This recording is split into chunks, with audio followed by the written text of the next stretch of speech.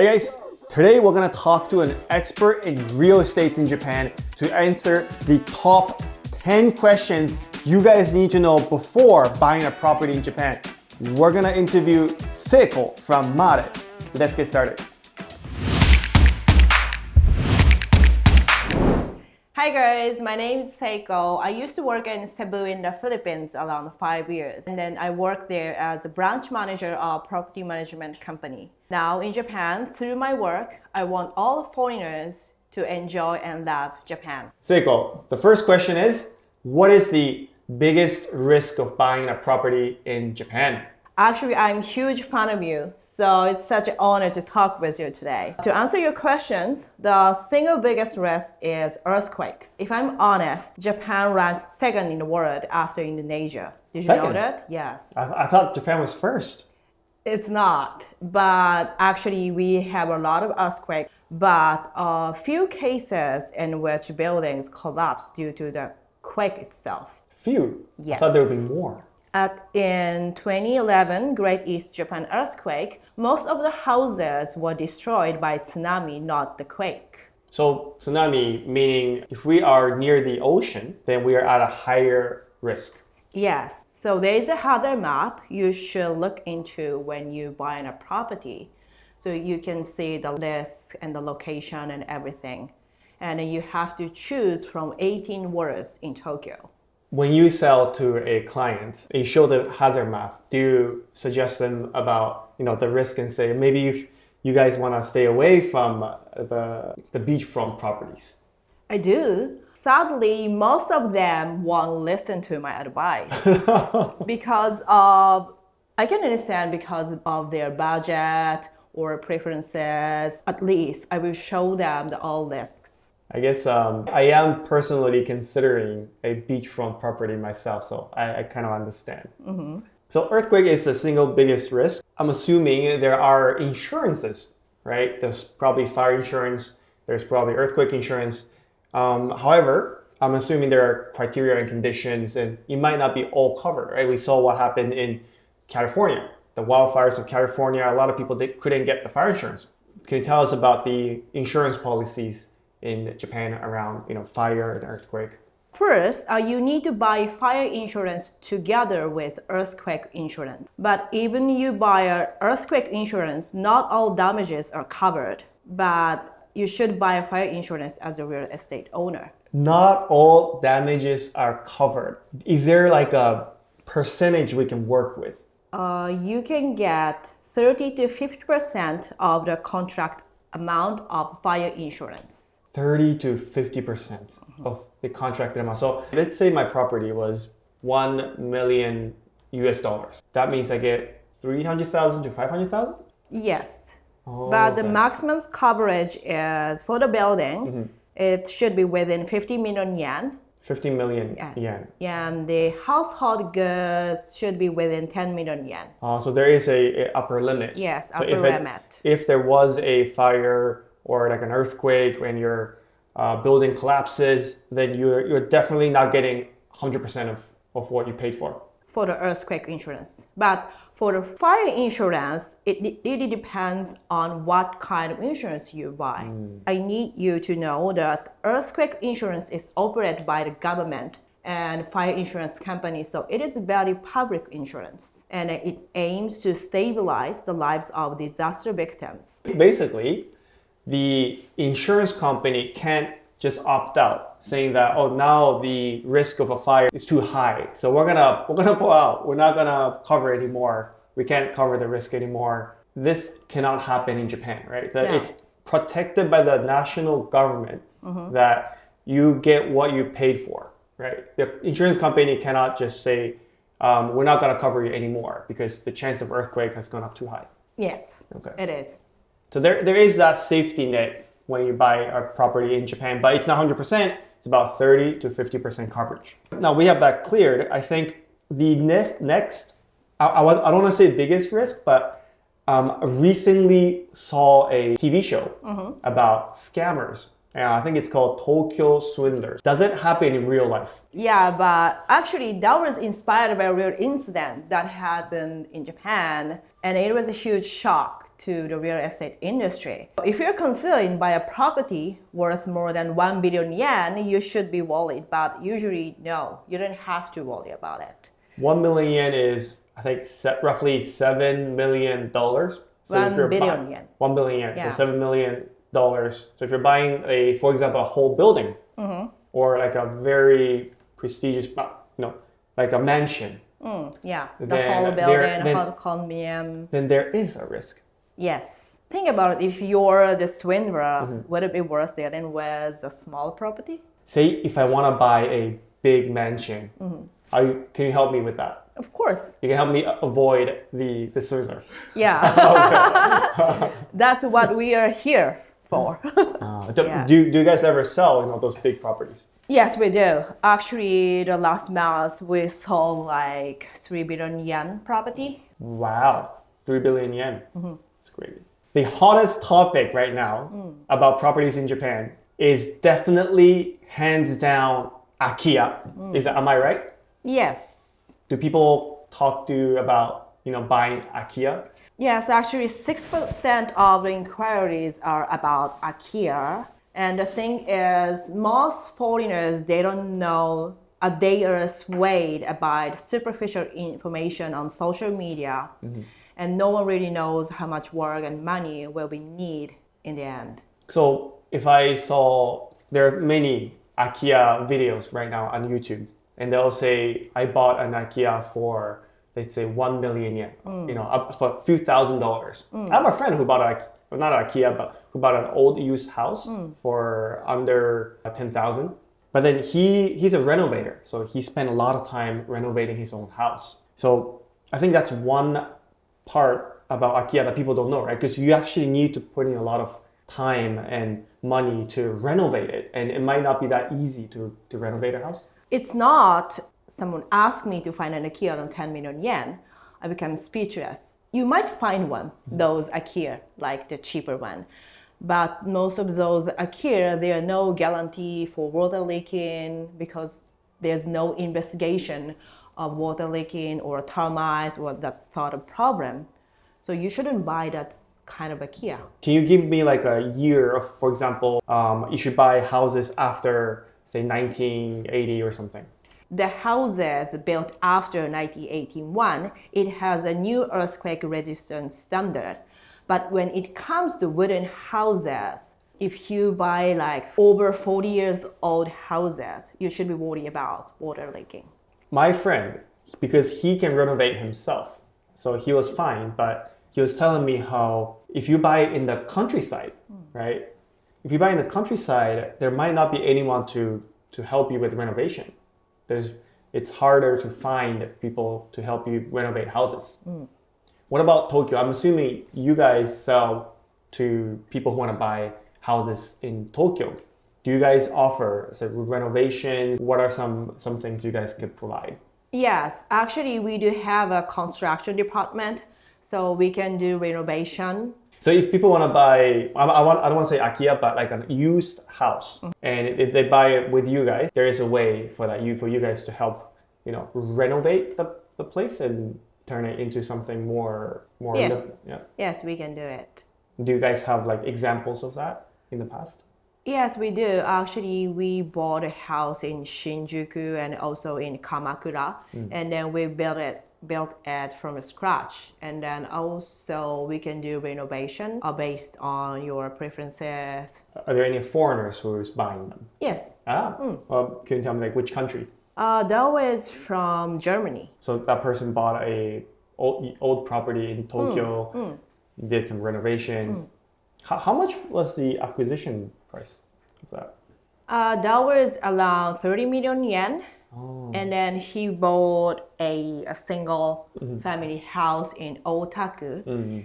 And then he wanted to run Airbnb. So we did renovation and then rent it out as an Airbnb. I think a lot of people are looking to buy something and then turn it into Airbnb. Is it common? Is it easy, or are there rules around what can be turned into Airbnb?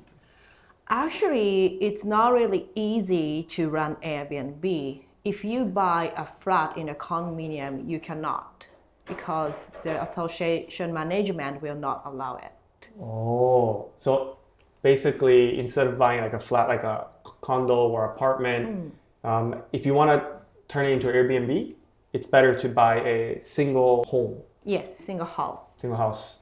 All right, let's get back on track. I'm actually looking, well, my parents are actually looking to buy a property in Japan. And we're aiming for something around, say, 50 million yen. But we want to know, if we want to buy a property that costs 50 million yen, I'm assuming there's, hidden costs.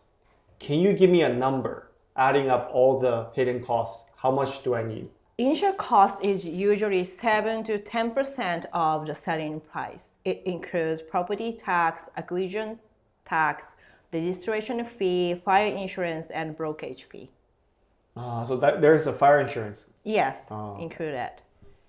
And not to mention, if you want to renovate, it will cost you more. So without renovation, the upper range is about 10%. So in my case, it would be 50, so it would be 55. It depends on the property type. If you're gonna buy a single house, it comes with a land, so the initial cost will be higher compared to a flat. Can you give me like a rough number? How much higher? So the range is 7 to 10%. Oh, so Yeah. so when you say if you buy a house, because you have the property like mortgage, like a property tax, right? You're paying also the property tax, or it's like bigger. Yeah, because the land and the houses. But if you buy a just flat in a condominium, the land lot is very small. So that's why property tax is lower. So that's why there's around 7 to 10%. There's slight difference. Yes, there's differences. Okay. So if I have 55 million, then I'm good to go. But now how much of it needs to be in cash? Because I heard how it's difficult for foreigners to find a mortgage in Japan. Yes, basically you cannot get a bank loan in Japan unless you live in Japan. So you need to pay all cash. Unless you work in Japan, right? And how much do I need to be making? Salary, it should be over 7 million yen annual income. So that way I can get some bank loan. Yes, there's a possibility. So it's still just a possibility. Yeah, because I'm not a banker, so I cannot give you 100% assurance. So, but basically you're saying that unless you live in Japan with a stable income, you should expect to have to pay in cash. Yes. And then you don't need to have a PR to apply for a bank loan. Now, a lot of my followers, they don't live in Japan, right? But then they want to buy a property in Japan. Can they do it? They don't need. You said they don't need a PR, but they don't live in Japan. Can they still buy it if they live overseas? Yes. Are there conditions? Actually, no. There's no conditions. As long as you can prepare cash and then all documents. Yes. What about visa? They have no visa, right? So if you only have a tourist visa, you can be in Japan for up to 3 months at a time. They can do it twice a year. So that means if you plan it right, you can stay in Japan for 180 days, right? So basically you buy the property and you'll just be using that property for 180 days. Do you have, clients who's doing that? Yes, most of my clients, they don't have visa, so they just use tourist visa to stay in Japan. And then my very first client, he bought a flat in Itabashi World. And then, yes, they use the house by their family. Interesting. What do you think of the resale value of houses in Japan? Like maybe Tokyo and then maybe the rest of Japan. Do you have any insight? Yes, actually resale value in Tokyo is getting higher. And then most of my clients are only concerned about the later return at first, but I tell them that they need to buy a property that can strike the right balance between the resale value and your cash income. Cash income. When you say cash income, do you mean like Airbnb? Like basically renting out the place? Yes, the investment property. So I guess a lot of people they want to live, but then some of them, they want to just buy it so they can turn it into like investment property. How is that common? It really depends on what you need, because some of the people, they visit Japan many times, so that's why they want a second house.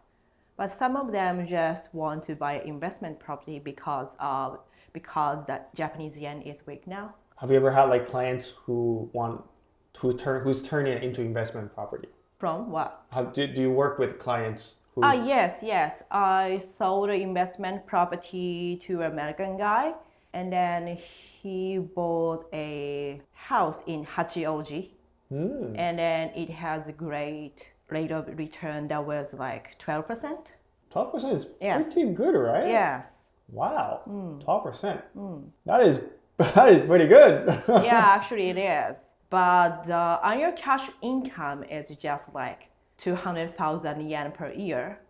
So for me, that was not the really great investment property, but actually he decided to buy it. Is he gonna sell it or is he gonna move into it? No, he's gonna possess the house for a certain amount of time as an investment property. So my parents are gonna be in Japan sometime this year, and we're gonna be looking for a place to buy. Say they find it, right?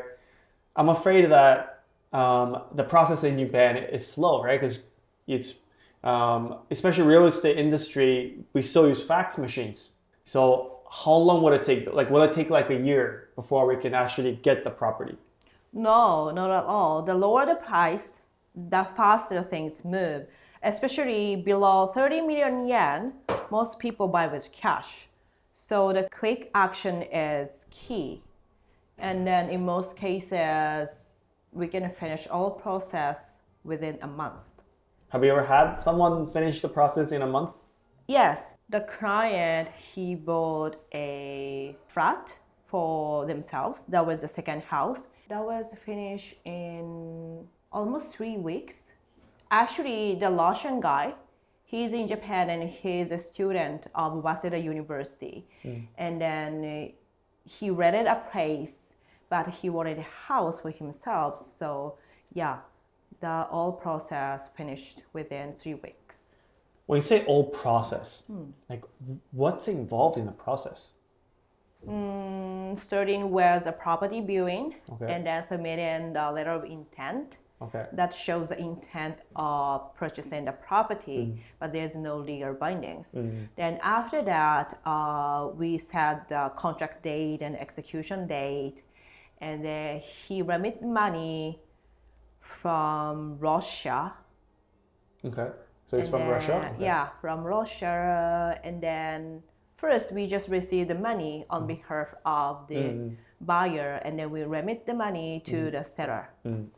Yeah. In this whole process, it took about 3 weeks. Yes. So I guess this is like when everything's running smoothly. Okay. If I'm aiming for the 500,000 yen property, I guess can be similar, like 1 month, 2 months. Yeah, it could be finished in 1 month. Wow, that's surprisingly fast for Japan. Yeah, it really depends on how fast you can prepare the documents or cash. But documents, that's another part, right? Because I'm assuming there's a lot of documents probably, and they're all in Japanese. Yes, only Japanese documents have legal binding, so you need to sign with the Japanese documents. But we provide all English version documents to you prior to the contract. Is that common? I don't think so. I think we're the only one to provide such documents to you, because most of the real estate agents, they just explain in English, but they don't give you English version of contract. So you sign the contract in English, and then In Japanese. Also in Japanese, but they have the English copy. Yes, the basically with references as your reference. Interesting. I think I might be reaching out to you Yes. in sometime this year when that happens. And your mom? Bonus question. Seiko, what can you provide for my followers? We can also provide a property management and renovation, and also visa application. All in one. Yes. Very nice. Anything else? Anything else to you and your listeners?